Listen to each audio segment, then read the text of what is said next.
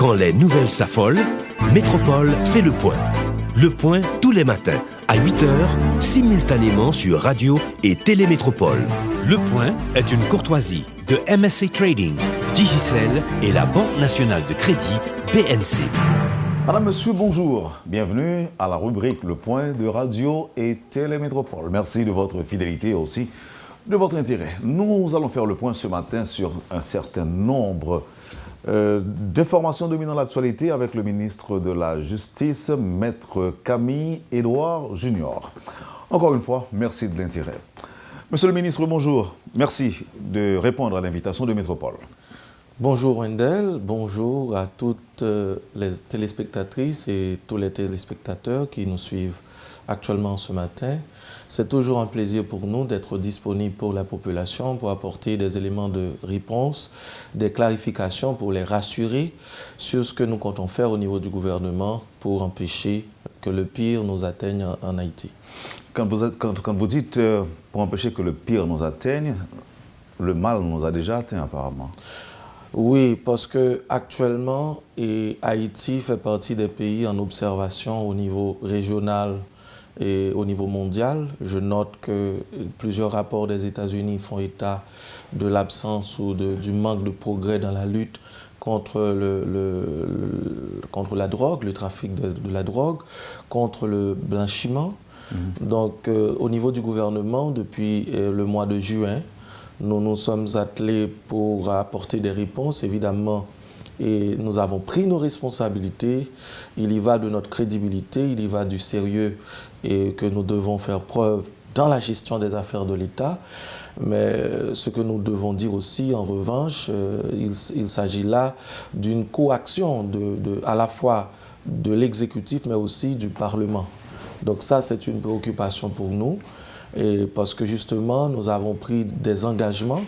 Là, on vient de nous dire, avant le 30 septembre, nous devons être clairs et sur le rapport que nous devons donner sur l'état d'avancement du dossier anti-blanchiment et le financement du terrorisme. Et c'est un message qui concerne le Sénat de la République, puisqu'apparemment le dossier est bloqué à ce niveau-là. Mais juste avant de parler des efforts que doivent faire les sénateurs de la République, je sais que vous étiez en Floride il y a environ une semaine pour participer à une rencontre avec des concernés. Ouais. Comment vous avez défendu le cas d'Haïti? Qu'est-ce que vous avez promis aux banques correspondantes représentées à cette réunion? Et plusieurs points étaient à l'ordre du jour. Le premier concerne évidemment la situation de de-risking, où face à la montée des risques pour les banques et au risque de pénalité, si par leur inadvertance, par leur inaction, de l'argent sale rentre dans les économies régionales. Là, je parle de l'ensemble des pays de la Caraïbe et qui font affaire avec les États-Unis d'Amérique. Donc, dès que l'argent sale rentre dans une banque, dans l'un de ces pays-là, et il suffit de quelques secondes, une transaction, et cet argent sale rentre aussi dans l'économie américaine et par conséquent dans l'économie mondiale. Et le problème, c'est que tous les pays s'étaient engagés pour apporter des réponses. Et pour cette question de banque correspondance, il y a déjà un nouveau projet de rapport en circulation où les pays doivent donner leurs recommandations, leurs suggestions pour pouvoir l'adopter. Je crois que la BRH est saisie de la question et ils sont en train de travailler sur ce dossier. À l'ordre du jour, il y avait aussi les frais de cotisation annuelle. Et donc, qui devait connaître une augmentation significative de 38 000, ça allait passer à 57 000 $ par année. Évidemment, ceci a fait l'objet de discussions. Aucune décision a été adoptée en ce sens. Moi, j'avais plaidé à ce qu'il n'y ait pas cette montée significative de cotisation, mais ils ont fait valoir au niveau du secrétariat qu'il y a lieu et pour eux de se renforcer d'un point de vue technique, parce que le GAFIC fait partie du GAFI, Groupe d'action financière internationale, qui est le levier mondial de la question, et que par rapport à la montée de la criminalité transnationale en matière blanchiment. Donc, il faut trouver aussi les expertises appropriées. Donc, nous attendons de pouvoir réagir sur cette cotisation. Dans la liste aussi, nous avions vu que Haïti devait être à nouveau évalué en 2017. Là, nous nous sommes réservés le droit de dire que nous n'allons pas pouvoir subir une évaluation 2017 parce que c'est certain que nous n'aurons pas été à niveau international. D'ailleurs, quand je vois la difficulté qu'a le Parlement d'adopter une loi aussi cruciale pour la République, j'imagine que ça peut être difficile pour l'adoption du code pénal, du code de procédure pénale et l'ensemble des autres textes visant à réformer les structures au niveau de la République d'Haïti. Mais les promesses que nous allons nous mettre au diapason, vous avez dit quoi? Bon, là, j'ai salué d'ailleurs l'effort que fait la branche du pouvoir législatif. Je parle de la Chambre des députés et je salue aussi l'engagement de plusieurs honorables députés et particulièrement, je vois que le député Tardieu s'en était fait vraiment une cause je dirais personnel. Je salue le travail de la Commission Justice et Sécurité de la Chambre des députés. Évidemment, avant d'aller en vacances, la Chambre des députés a adopté ce texte. J'avais espéré, pendant que j'étais là-bas, que le Sénat allait faire pareil et ceci aurait permis que je fasse cette déclaration pour dire, voyez, avec la promptitude que les autorités de mon pays, tant au niveau de l'exécutif qu'au niveau du Parlement, ont embrassé cette cause pour éviter la catastrophe à la population haïtienne. Bon, dommage, c'est regrettable, mais j'espère que l'on pourra se rattraper avant novembre, étant donné qu'ils m'ont dit par voie de courrier que jusqu'au 30 septembre, il faut que je leur dise ce que l'on a fait concrètement. Évidemment, il y a des mesures qui ont été prises. La publication de l'arrêté concernant l'article 47 de la loi du 11 novembre, cette loi qui fait objet d'amendement actuellement, et la formation de l'unité de stratégie de prospective en matière anti-blanchiment. Et ensuite, le texte a été adopté en Conseil des ministres et concernant l'UCREF, et le texte est déposé au niveau du Parlement. J'espère que ceci va avoir lieu parce qu'il faudra, dans les prochaines semaines, dans les prochains mois, que l'on puisse établir que notre institution chez nous, l'UCREF, qui est l'institution exigée par les conventions internationales pour pouvoir synchroniser, structurer la lutte anti-blanchiment. Donc, on a estimé que notre structure n'est pas tout à fait à niveau. Et voilà pourquoi il y a eu le dépôt de la loi sur l'UCREF. Mais pas seulement ça, ils attendent aussi de nous que nous puissions dire ce que nous avons fait comme progrès au niveau des tribunaux. Voilà pourquoi j'avais écrit l'Office du Trésor américain pour demander son appui. Ils m'ont répondu favorablement. J'avais écrit aussi le FBI. Je reçois le FBI demain au ministère pour une rencontre de travail, toujours pour harmoniser et obtenir de leur part à la fois l'expérience, l'expertise, pour renforcer la crédibilité d'Haïti, éviter que Haïti soit un maillon faible au niveau de la chaîne internationale de lutte anti-blanchiment. Est-ce que vous entendez, ou encore comment vous entendez adresser le côté politique de cette question? Quand on sait, il y a des sénateurs de la République qui avaient conditionné leur vote à des changements dans le projet de loi qui avait été envoyé au Sénat de la République. Comment vous entendez adresser cette question pour faire avancer le plus rapidement possible le dossier? Wendell, permettez que je précise pour vous, mais aussi pour les téléspectateurs et les téléspectatrices qui nous suivent actuellement, que nous sommes dans une logique de souveraineté limitée. Dans le monde global dans lequel nous évoluons actuellement, et il me semble que certains honorables parlementaires tardent à le comprendre, nous ne sommes pas maîtres totalement de ce que nous faisons, de ce que nous voulons. Et ceci, c'est une accumulation d'irresponsabilité. Parce que la conformité au niveau du droit international anti-blanchiment aurait dû être adoptée depuis 2007. Nous n'étions pas à niveau, nous avons demandé une prorogation de délai jusqu'en 2009. Ils allaient nous évaluer en 2010 pour nous mettre sur la liste noire. À cause du tremblement de terre, ils ont repoussé. Et en 2013, ils ont mis la pression, la liste était déjà établie. Nous avons in extremis adopté par voie de proposition de loi. C'était le sénateur qui aujourd'hui devient le président de la République qui l'avait proposé, qui l'avait introduit. Et cette même loi, étant donné qu'elle n'était pas adoptée selon les exigences internationales, on nous dit que nous devons à nouveau modifier cette loi pour que Haïti soit conforme. Voilà, c'est une exigence internationale, libre à nos honorables parlementaires d'apprécier. Je salue, nous sommes en démocratie, je salue leur courage, leurs réserves. Mais on peut avoir des réserves sur la sociologie juridique, sur la sociologie politique, la façon d'incriminer une infraction quelconque. Mais au niveau international, ils sont très clairs avec nous autres pour nous dire que vous ne pouvez pas avoir de point de vue sur une question mondiale et qui a déjà fait objet de délibération au niveau mondial. C'est nous autres de nous conformer aux exigences internationales et non à ces exigences d'épouser notre forme, d'autant plus que nous faisons office d'État mauvais élèves aussi. Et on demande toujours des prorogations de délai. Bon, en 3 mois, nous avons pu nous montrer crédibles. Ils ont été à notre écoute. Je les ai écrits, le GAFIC, le FBI, l'OTA. Nous sommes en contact avec d'autres structures. Nous sommes en train de demander l'intégration d'Haïti dans le groupe d'Edmond.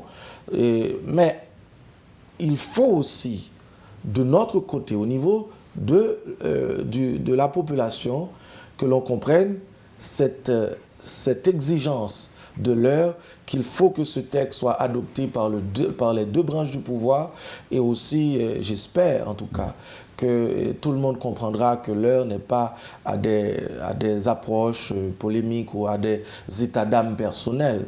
Il s'agit d'un pays qu'on doit absolument prendre au sérieux. Il faut prendre aussi au sérieux les menaces. Wendell, actuellement où nous parlons, le Belize est en difficulté. Et il faut voir que c'est par avion que l'on fait venir des dollars américains au Belize parce qu'on ne peut pas faire des transactions à partir des traites de crédit. Et vous comprenez ce que cela veut dire pour un pays comme Haïti? J'espère en tout cas que chacun comprenne et prenne aussi ses responsabilités. Merci, Monsieur le Ministre. On va observer la pause. Au retour, on parlera de cette saisie d'armes effectuée à Saint-Marc par la police nationale et les agents douaniers. On parlera du plan de sécurité tel qu'annoncé par le gouvernement à l'approche des élections. Et puis, il y a aussi le FBI que vous avez dit qui est attendu en Haïti.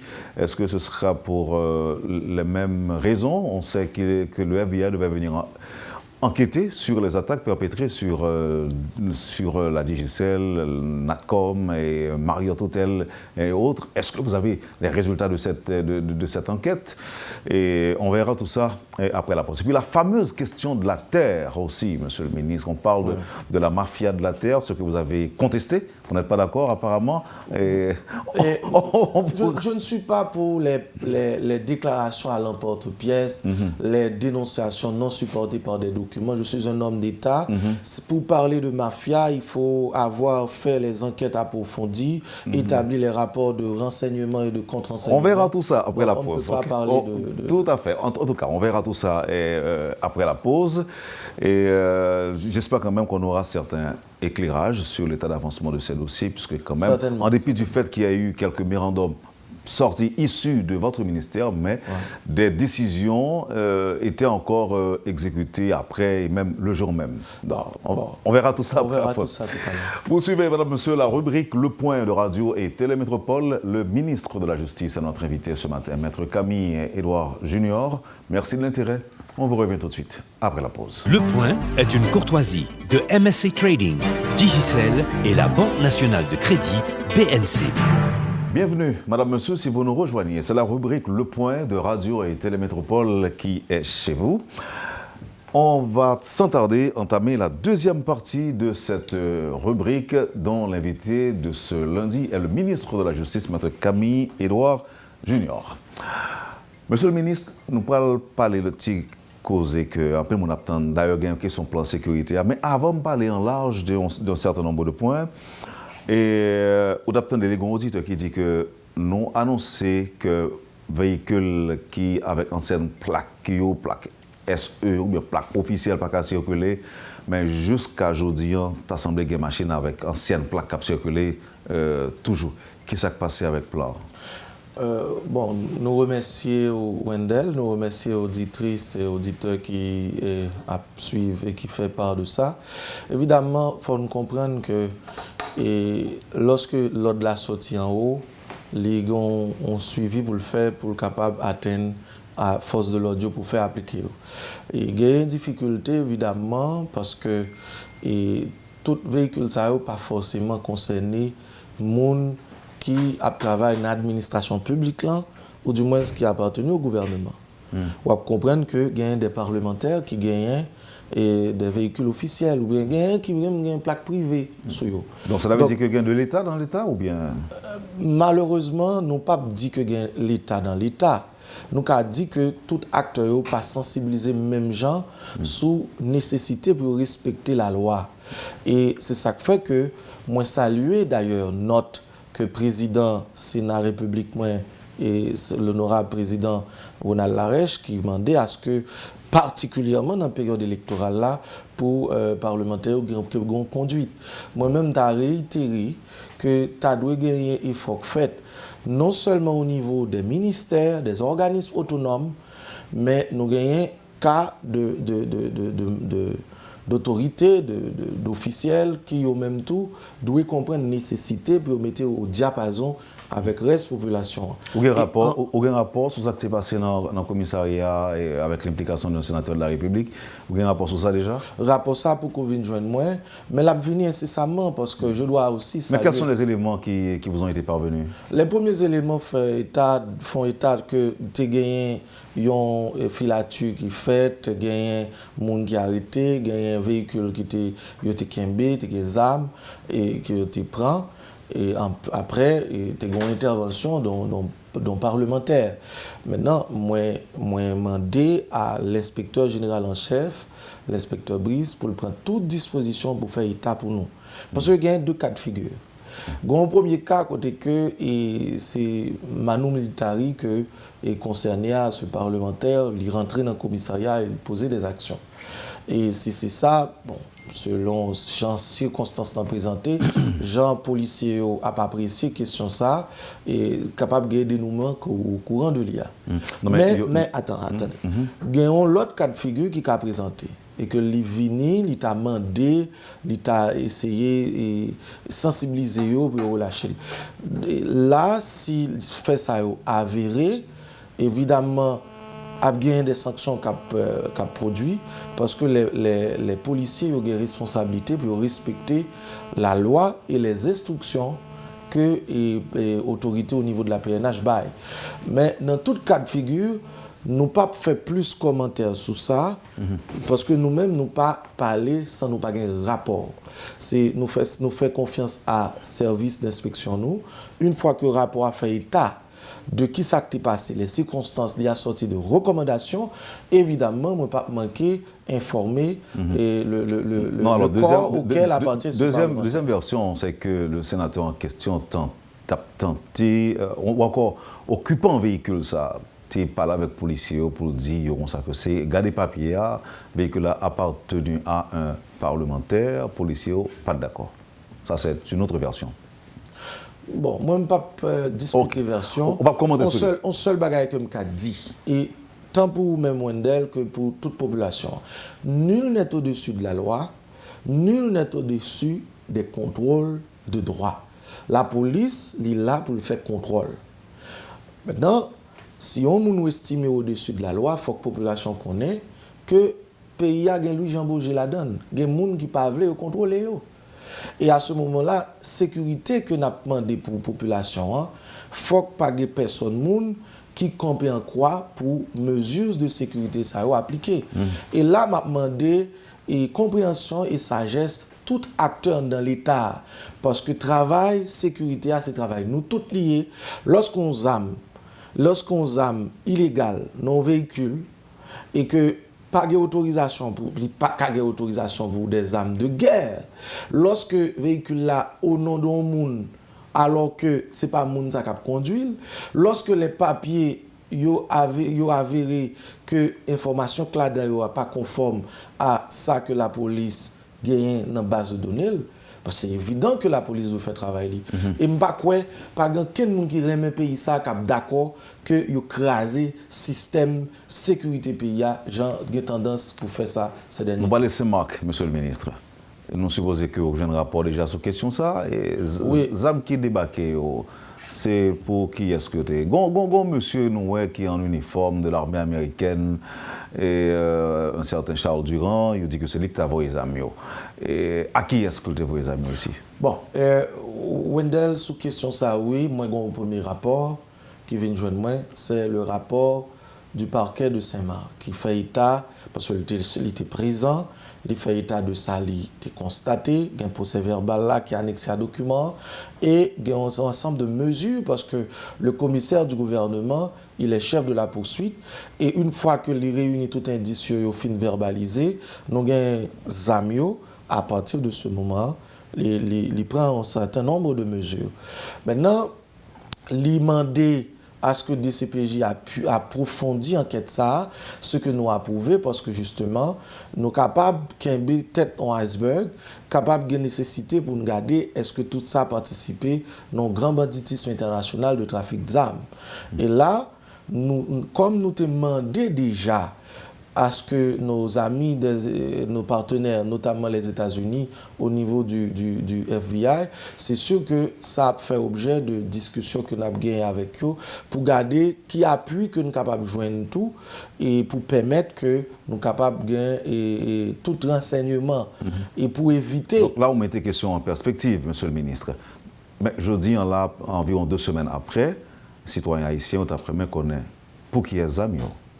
Est-ce qu'on peut gagner information ça? Il y a une information que nous ne pouvons pas divulguer, qui gagne des noms là-dedans, gagne des cartes. Vous dites des noms? Oui, des noms. Ça veut dire que ce n'est pas pour yon moun lié. Évidemment, et lorsque il y a un mode de trafic, ça Wendell, d'un côté, ils ont acheté, d'un côté, ils ont monté sous bateau, et il y a des manifestes, il y a des contrôles. Donc, on va comprendre que pour ne pas déranger l'enquête là, on n'est pas capable de citer des noms comme ça. Nous sommes des hommes. Mais il y a des gens qui ont observé aussi qu'il y a une probabilité, monsieur le ministre, pour que Zamsa, c'est pour des autorités haïtiennes et tout. Ça qu'a dit sur ça ou même? Je pense que si tu as des autorités haïtiennes qui t'ont fait commande ça comme ça, et rester pour service la police établie, si commande ça passé à travers lui. Et ça, j'en doute fort. Et à ce moment-là, ce seraient des autorités tout à fait irresponsables. Mais on n'a pas fait réaction sous et rumeurs, ou bien sous ça qui dit. Moi, j'ai un rapport parquet et Saint-Marc, moi j'ai un rapport DCPJ, nous avons nos partenaires qui discutent avec nous. Alors, on t'y précision, même si on ne va pas aller trop loin dans la question. Et 150 fusils 12, c'est ça vous dit, quelques pistolets tout, des M4. Pour nous plus précis, Wendell, et c'est eux qui l'a. Mais nous ne pouvons pas le détailler. Non, nous ne pouvons pas demander ça. Ça que nous avons dit. Non, mais 150 là, c'est chiffre correct là, c'est ça, 150 fusils 12. Il y a plusieurs centaines d'armes. Vous dites plusieurs? Plusieurs centaines de tout modèle confondu. Monsieur le ministre, on va exagérer parce que c'est plusieurs centaines là. Bon, à partir de 200, c'est plusieurs centaines. Bon, eh bien d'accord. Et on faut un peu sur destinataires. Destinataires, c'est 5 personnes comme ça, ou bien 3 personnes, ou bien une dizaine? Moi, je pense que les précautions que nous devons prendre, moi, pour quelle raison, je ne peux pas avoir plus de détails, Wendell. Parce que dans le mode de trafic, toujours gagner les intermédiaires, les destinataires réels et les destinataires supposés. Une garantie que nous avons, c'est que le dossier ça pas fermé.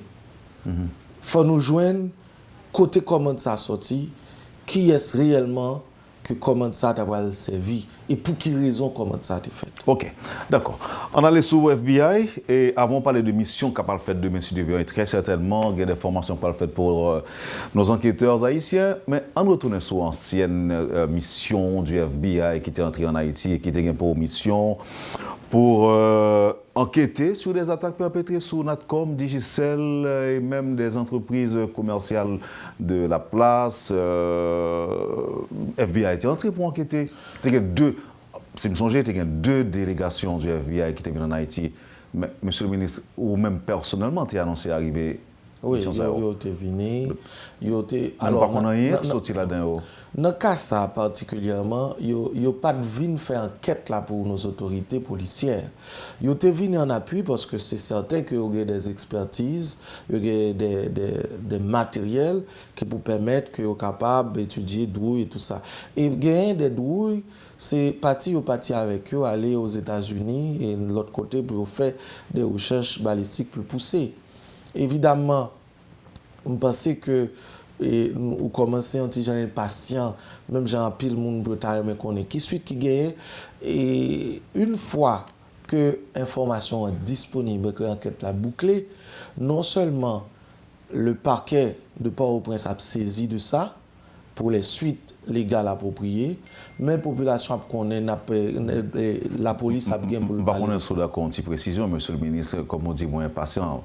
Là encore, je peux me poser la question. Non, mais l'aime dit impatient. Si c'est effectivement de l'impatience, quand on a une société qu'on veut construire avec un état de droit, et si jamais des individus, bon, comme ça, décident de mitrailler des entreprises de la place, le paisible citoyen qui voulait vivre dans le pays, t'as qu'on est. Est-ce que c'est Wendell Théodore qui voulait l'attaquer? Ou bien est-ce que c'est M. X qui voulait l'attaquer? Ou bien est-ce que c'est M. Camille Edouard Junior qui voulait l'attaquer à tout? Bon, donc ça veut dire que mon cap suivant, t'as qu'on est qui est-ce? Et c'est dans quel intérêt que ça t'est fait? Vous commencez à bailler des éléments de réponse. C'est certainement pas ni vous ni moi.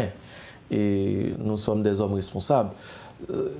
Un bagage qui est très important dans l'enquête, Wendell, c'est que en pile fois, on est capable de commencer une enquête sur une piste et puis le râleau sur l'autre piste.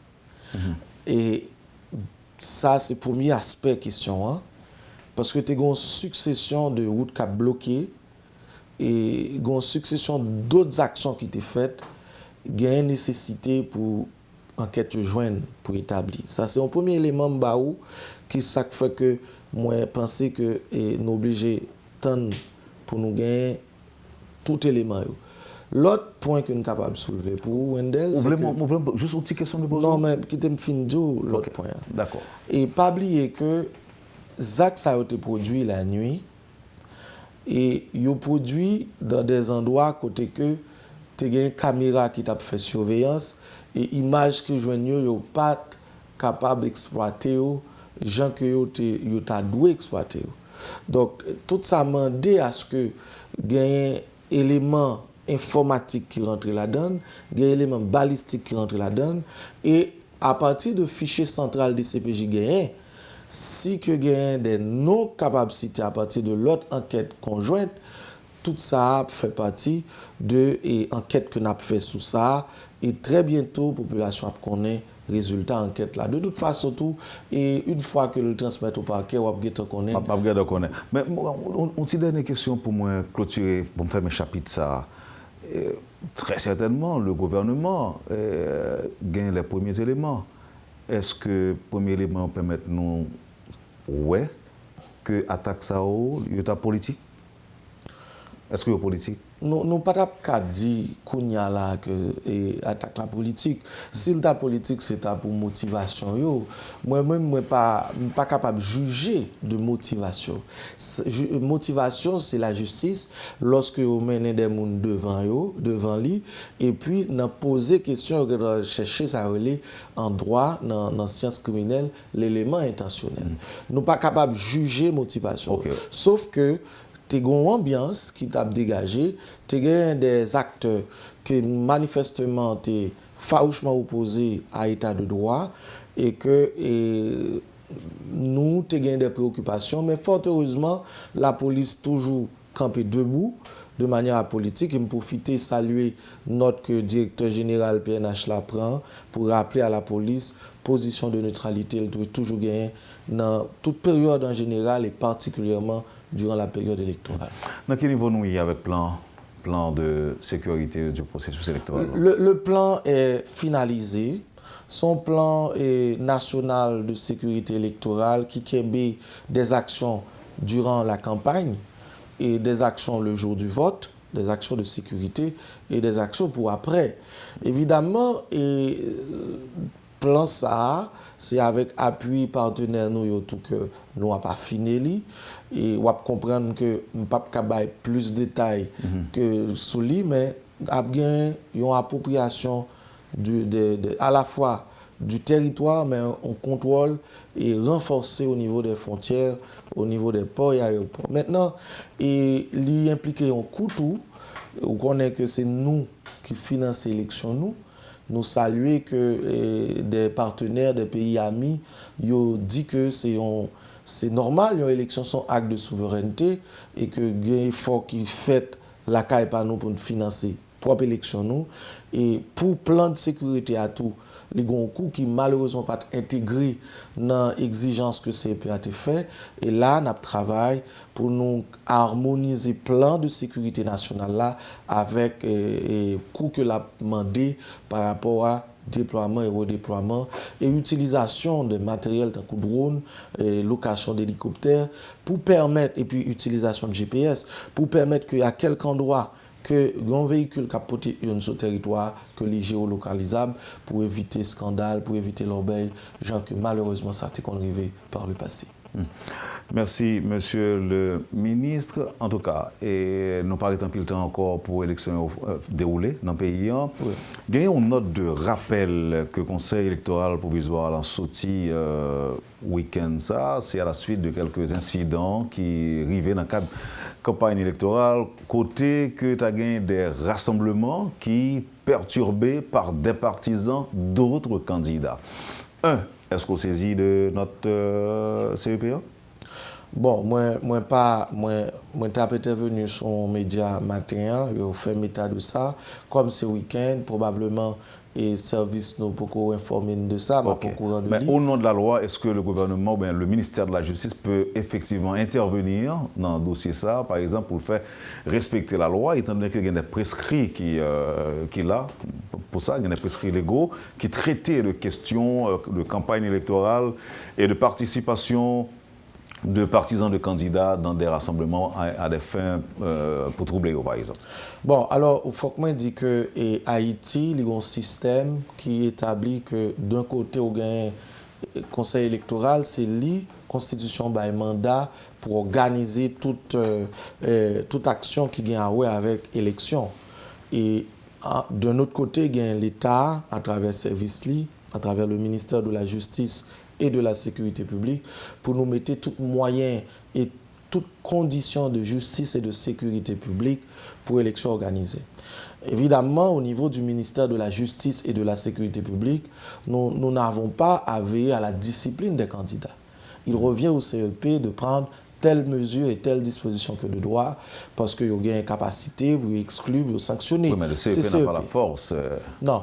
Moi, je garantis, Wendell, une fois que CEP a saisi le ministère clairement sur un cas précis, nous-mêmes, nous prenons responsabilité, nous. Mais nous ne sommes pas capables ni juger ni apprécier de la discipline d'un candidat, parce que justement, règle jouette là, c'est CEPA qui établit. Maintenant, moi, je redis encore, moi, j'ai rencontré au état-major PNH là, moi, j'ai dit que la police, il y a deux bagages qu'il doit assurer. Premièrement, il doit assurer de neutralité pendant tout déroulement processus électoral là, pas un policier, qu'ils sont agent 1, jusqu'à ce qu'il arrive un inspecteur général, il n'y a pas gagné pour impliquer dans le processus électoral là, pour violer les principes de neutralité, d'impartialité. Deuxième bagaille que m'exigeait à ce que nos policiers soient très vigilants et proactifs. Ils ont gagné pour assurer que le principe de limitation par rapport à 2 meetings en même temps, et selon le décret électoral, il faut veiller à ça, il y a pour assurer sécurité et sécurité tout candidat.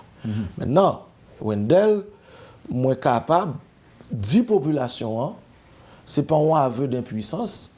Moi capable très bien prendre toutes mesures ça si pas une collaboration parlementaire qui candidat tout et que yo capable de soulever immunité et soulever principe de défense de sécurité et pas ta souhaité même Jean Taleur t'ai soulevé cas un parlementaire qui t'a dans le commissariat t'a souhaité que même Jean avec tout le monde et même les parlementaires ils contribuent, ils collaborent pour permettre que nous maintenions conditions de sécurité. Parce que vous comprenez, lorsqu'on candidat au Sénat, les gagnants et moun k'ap bal sécurité et que l'a agi au double statut de parlementaire déjà et candidat en l'autre poste de parlementaire et que déjà il y a un déséquilibre et de poids et de mesure sur ça. Mais nous-mêmes, nous ne pouvons pas juger c'est que CCEP a gagné pour ça.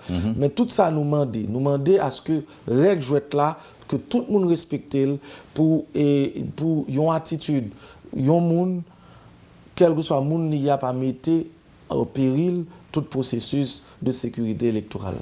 Dernier point, monsieur le ministre, c'est question terre. Et question spoliation, si vous voulez. Par contre, j'aimerais lire au point le gouvernement réagit sur ça. Il y a 2 mémorandums qui ont été fait sortir récemment. Et alors, il y a quelques petits détails que nous avons connaître. Il y a des parlementaires qui parlaient de mafia de la terre. Pour qui ça? Parce que il y a un exécutif là qui l'a donné, il y a un notaire, il y a un arpenteur qui est en question, il y a des policiers qui la donnent. Autrement dit, si je dis là, je passe devant le ministre là, moi j'étais intéressé et facilement là, je suis capable de déposer de Kaiwa. Il suffit que je vienne un notaire et qui est disponible pour mon papier, je papier quand même et je la police tout pour le démolir, le craser Kaila. Il y a plusieurs cas dans ce sens qui fait. Très certainement, l'homme d'État que vous êtes refuse d'entendre parler de la mafia, puisque selon vous, il faut des documents, mais toujours est-il qu'on en parle, et ceci depuis des années. Je dis, je côté dans le pays, monsieur le ministre, c'est un pile problème question Tessa. D'abord, on prend quelques exemples. On prend le cas, il y a un cas qui fait un pile bruit, le cas de son auto par exemple. Avant moi avancer, déclaration par exemple, un autre sénateur de la République a fait la semaine dernière, qui est le sénateur Jean-Wenel, sénateur Snaptoun sur Saltedio. Est-ce que vous avez une enquête qui commence à mener sur le cas son auto? Si oui, dans qui point lié, qui sont joints, qui ça quoi fait tout dans le cas son auto? Je prends un exemple comme ça, même dès qu'on prend l'autre, dès qu'on prend le cas ministère de la Santé publique, dès qu'on prend le cas M. Perry et autres. Comme ça, tu fait un pile bruit, qui ça fait pour lui-même? Wendell, attendez bien et nous... Bon garantie que m'bassoul. Ouais. Nous profiter de questions ça pour nous expliquer à la population et constat que nous faisons. Et moi, noté que tout à l'heure dit effectivement que c'est des années. C'est des années que le problème ça a posé et pas de gagner une réponse qui te baille pour t'empêcher, freiner l'hémorragie ça. Je dis à les péter dans figure nous toutes et tout le monde alarmé, nous-mêmes nous prenons responsabilité. Pour le bagage que nous sommes capables de dire, dans le dossier son auto et gagner une enquête que moi été exigée au niveau de la PNH pour dire exactement ce que ça fait. Le rapport m'est parvenu vendredi dernier et le service ministère a travaillé sur lui pour faire des recommandations. Évidemment, il y a des sanctions qui vont le prendre au niveau de la PNH en fonction de ça que l'inspection générale fait état, implication de policiers dans tout ça. Évidemment, il y a l'autre aspect question qui est judiciaire lui-même. C'est la responsabilité des commissaires du gouvernement, des juges de paix, la responsabilité d'autres acteurs dans le système. Une chose que nous avons dit, nous pas entendre réagir et de manière émotionnelle, ou du moins ça l'emporte-pièce, faire des déclarations. Je pense que c'est irresponsable pour un monde camper pour le dire que il y a des gens qui la donnent, il y a des gens qui la donnent, Mais s'il y a des données, monsieur le ministre. Non, attends. C'est ça que fait l'État. L'État que nous tous voulons construire, il y a des institutions la donnent. Ce n'est pas dit qu'on a donné à la radio ou à la télévision. On a communiqué information ça, par structure qui l'a pour ça, qui les même pour contre-vérifier renseignement. Et dans ce sens ça, moi j'attendais effectivement que gagne un parlementaire qui te fait état de monde qui t'a impliqué dans la question ça, moins pour l'écrit président Sénat pour demander pour faciliter à ce que l'information ça que m'entendait s'il est vrai pour permettre que mes services d'inspection judiciaire ministère capable appuyer enquête judiciaire qui doit mener. Parce que, pas oublier que c'est trop facile que lorsque un bagage qui arrive ou bien qui fait, et puis on moun al parler, et puis il annonce des bagages ou bien il dit des bagages, et que enquête soit pas corroborer ça qui dit, ou bien enquête là t'a révélé d'autres implications. C'est ça que fait pour protéger les structures de l'État, pour protéger les institutions de l'État, l'État opportun pour nous pas faire des déclarations à l'emporte-pièce, des dénonciations. Je ne sais pas si vous permettez, monsieur le ministre. Oui, mais je comprends. Moi-même, mais ça me... Alors, ça n'a pas le dire. C'est que c'est un sénateur de la République qui a parlé. Et c'est un ancien commissaire gouvernement. Information de Bayo, il dit tout que il y a des gens qui ont monté sur terre, dépossédé, ils sont sortis dans le palais national. Et même le palais national a fait sortir une note pour dénoncer les actions d'un groupe de gens qui tentent de déposséder les gens de leurs biens, de leurs terres, etc. Donc ce n'est pas un bagage en l'air, ce n'est pas des déclarations à n'importe-pièce. Là...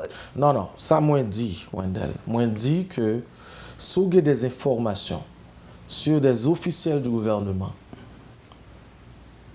pour protéger le principe de la présomption d'innocence, ou pas dit non, mais vous devez communiquer l'information par le service qui est approprié, qui l'a pour ça, pour le faire enquête pâle. Parce que le Parlement ou le parlementaire ne peut pas se substituer à la justice. Peu importe fonction qu'elle ait remplie par le passé, il a une responsabilité de parlementaire. Il est capable d'inviter le ministre de la Justice, de communiquer l'information ça. Il dit mais ça que il gagne comme information et ministère parce que ministère son structure, il gagne direction des affaires judiciaires, il gagne l'inspection judiciaire et il y a l'autre structure qui là qui est capable de mener enquête ça. Moi-même je refuse et cautionner des déclarations qui visaient plus à alarmer la population, sans que pas forcément porter des réponses. Non seulement que nous-mêmes, nous prenons deux mémorandums. Premier mémorandum, nous fait état de nécessité à ce que chaque commissaire du gouvernement, dans tout dossier de conflit terrien, et que un jugement qui rende par défaut, et que procédure là, l'État sujet à caution, c'est-à-dire qu'il y a un doute sur la procédure, que vous campez sous exéquature là.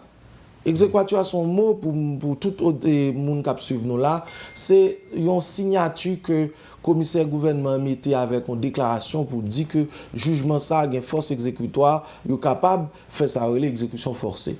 Nous demandons à tout commissaire gouvernement pour camper sous toute exéquature qui concerne les dossiers que des jugements qui rendent par défaut là-dedans. Est-ce qu'il y a un rapport sur ça passé de temps en temps? Jacques Mel, par exemple, monsieur le ministre. Bon, Jacques Mel, vous faites état de ça, et moi, recevoir des lettres, une mission qui va aller pour faire des vérifications. Mais, question terre, Wendell, ce n'est pas seulement question ça, et même avec question ZAM, mais question terre, il implique des structures de l'État qui n'ont pas de jamais prendre responsabilité. Parce que nous-mêmes, nous convoquons une rencontre au cours du mois d'octobre. La première semaine du mois d'octobre, c'est sur l'insécurité foncière. Parce que il y a nécessité que tout acteur au palais. Très bientôt, Et m'a eu l'occasion d'inviter à la fois le président de la commission justice-sécurité de la Chambre des députés, ainsi que, même si Chambre en vacances, même penser que le professeur Price est disponible pour participer. M'a invité et président de la commission justice-sécurité publique Sénat, m'a invité les notaires, en tout cas l'association des notaires, les arpenteurs, les commissaires du gouvernement et les doyens, tout invité pour nous venir brasser l'idée sous problème ça et garder ensemble qui ça pour faire et me garantit que nous après le travail aussitôt son texte de loi pour permettre une fois pour toutes nous garantir ça relève sécurité foncière. Cependant, dans la question ça, quel est le rôle de la DGI? Parce que DGI c'est Direction générale des impôts qui ont un service là-dedans qui est la direction des domaines qui ont une grande responsabilité déjà dans l'authentification et éviter à ce que pour même terre il y ait 4-5 papiers et de réclamation qui fait. Donc c'est un véritable problème qui peut arriver sous nous mais que nous venons joindre conséquences parce que le problème ça a été là déjà pas d'engagement pour te porter solution et responsabilité. Mais nous dit tout. C'est pas...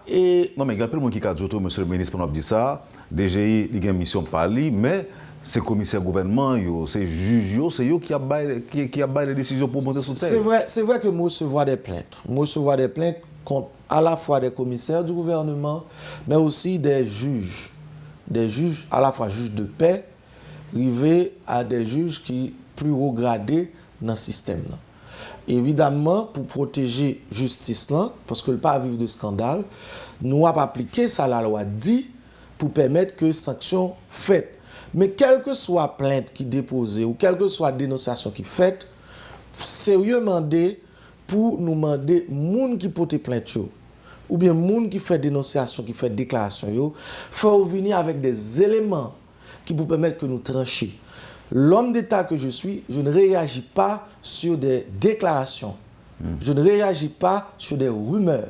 Je réagis sur des dossiers. Ou même venir avec des dossiers. C'est ça pour permettre que, on a dit, on prend telle mesure qu'on est là pour bloquer en série de situations. Parce que vous compte combien de jugements que tu as jugement au en 2012, en 2013, en 2014, et qu'il a profité pendant que nous tout focus sur l'élection, sur la sécurité électorale, de-risking, et puis pour faire des ordres. J'ai pris des mesures pour garantir la sécurité publique en matière foncière.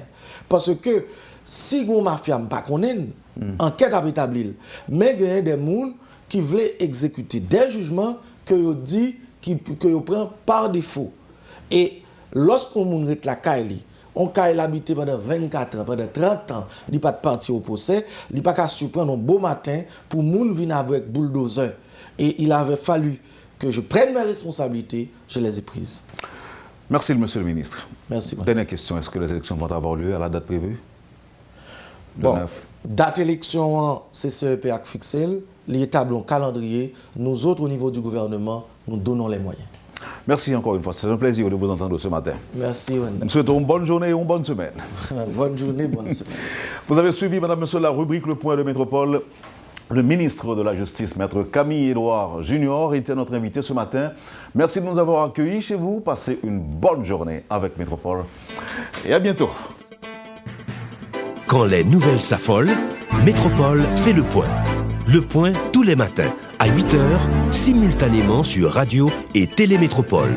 Le point est une courtoisie de MSC Trading, Digicel et la Banque nationale de crédit BNC.